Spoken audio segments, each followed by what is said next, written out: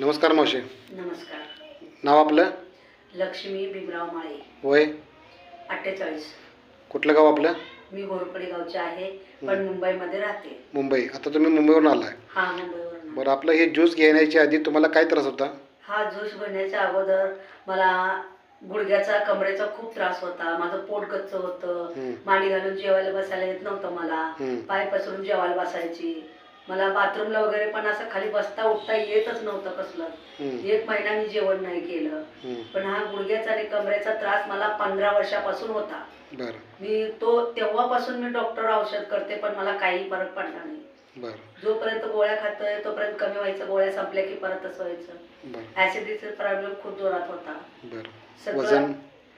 वजन माझं 70-71 किलो वजन होतं. 2 महिने, आता 2 महिने झाले या सरांकडे येते मी.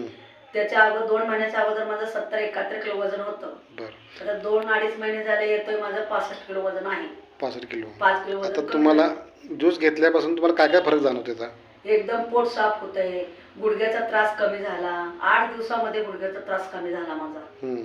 आणि कमर दुखायचं कमी आहे. पोटाचा प्रॉब्लेम काही नाही. ऍसिडिटीची गोळी वगैरे कसलीही ह्या सरांकडे आल्यापासून मी बाहेरच्या डॉक्टरची एकही गोळी कसलीही